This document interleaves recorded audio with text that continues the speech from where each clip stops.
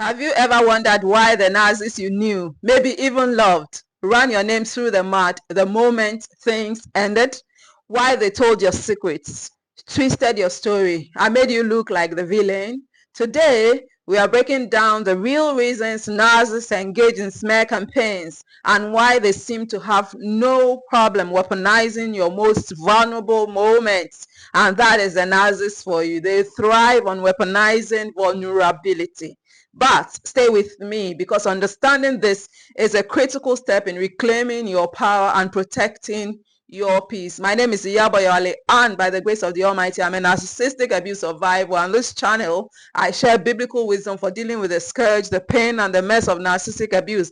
And if you're serious about healing from narcissistic abuse, you're going to hit the subscribe button right away in order for you to become a member of this strong and supportive community where we hold hands virtually in our fight against narcissistic abuse. And so hit the subscribe button and turn on notifications. And so first things first, what is a smear campaign?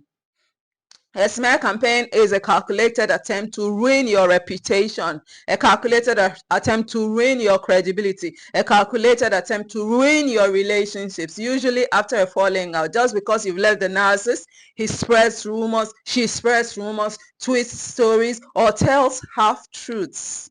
But it's not random, for those of you wondering. It's strategic. The narcissist knows what he or she is doing. It's a calculated attempt, and it's because the narcissist needs to control the narrative. Why?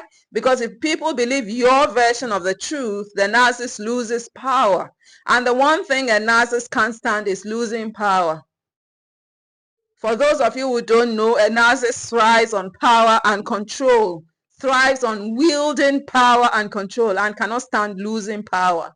And so why do they engage in smear campaigns? That is the crux of this video right away. Number one is to maintain their false image. The narcissist has an image they have portrayed to the world, and they want to maintain that image, which you are trying to rubbish by setting boundaries. Now, the narcissist lives behind a mask, a charming mask, helpful mask, sometimes even heroic mask. And if you expose who they really are, that mask cracks, that mask slips. And the smear campaign is a form of damage control. They want to control the damage that you're doing by living or setting boundaries. The second reason they engage in smear campaigns is to punish you. Yes, you're watching me. You left. You set boundaries. You spoke up. In their mind, they see you as an enemy.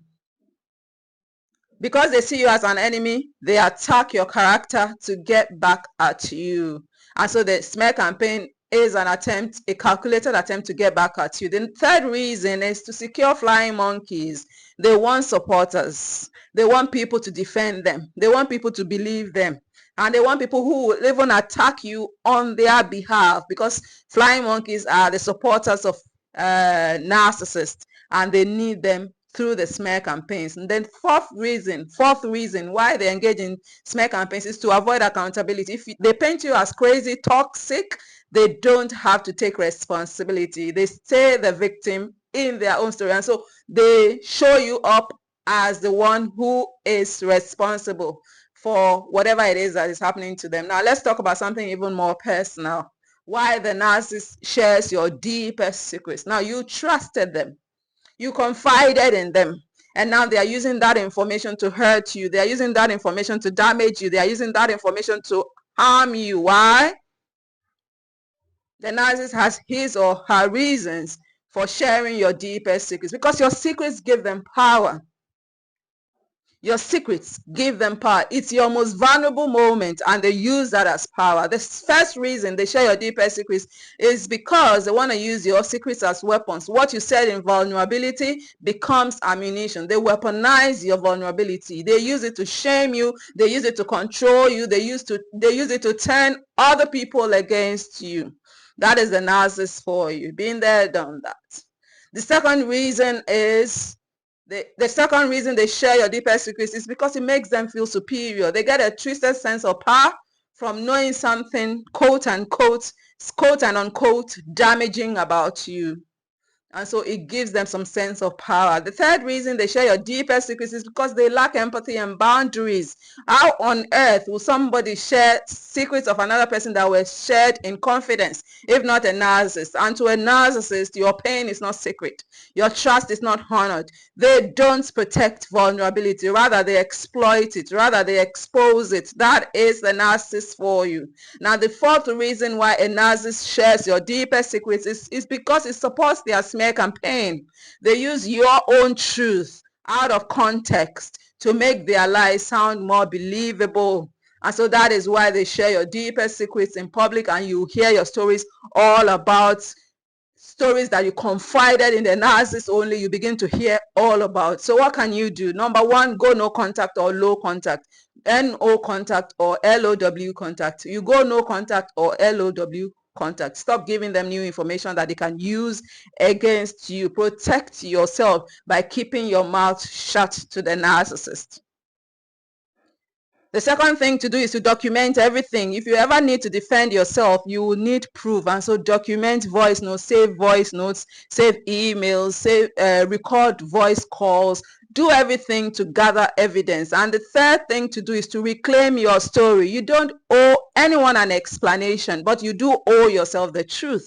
So validate the truth to yourself. Just know that whatever it is that has happened, you are on the side of truth and stand by it. Don't allow any doubts in your mind. The fourth thing to do is to surround yourself with safe people. Emotionally safe people are vital when it comes to healing, because healing happens in community, not in isolation. And so don't allow the smear campaigns of the narcissist to cause you to go into isolation, because it's not going to help you. Stay in community with emotionally safe people. Now, here's what the narcissist doesn't realize. You don't need to fight back in the mud to rise above it. You are a valuable child of God. You are loved above all things, and the truth always finds a way to shine through. And so you don't have to fight dirty. The truth always finds a way to rise above. And your healing, it begins the moment you stop giving your energy to lies and start building from a place of self-worth and peace. I love you dearly. And I know that it can be a hard road to travel with the smear campaigns, but you can rise above it. Just give yourself time. And if this video made you feel seen today, like it, share it, and subscribe for more healing truths every blessed day, because we post videos almost on a daily basis. Until next time, protect your peace. Until next time, protect your power. And just know that I love you from the bottom of my heart, and I want the very best for you. And so don't forget to subscribe to this channel to be notified of our live streams. We go live every Saturday, 12 noon WAT. And this Saturday, we're going to talk about how I overcame 5+ years of depression and how you can too. Basically, I'm going to talk about how I got unstuck from depression. As a result of narcissistic abuse, I had fallen into depression. And for 5+ years, I was stuck. Nothing was happening in my life. I was just on one spot. I tell you, it wasn't the best place to be in. But how did I get unstuck? That is the crux of discussion during the live stream on Saturday. Do join us live, and I tell you, you're going to be happy you did. Thanks so much for watching this video. I'll see you in my next.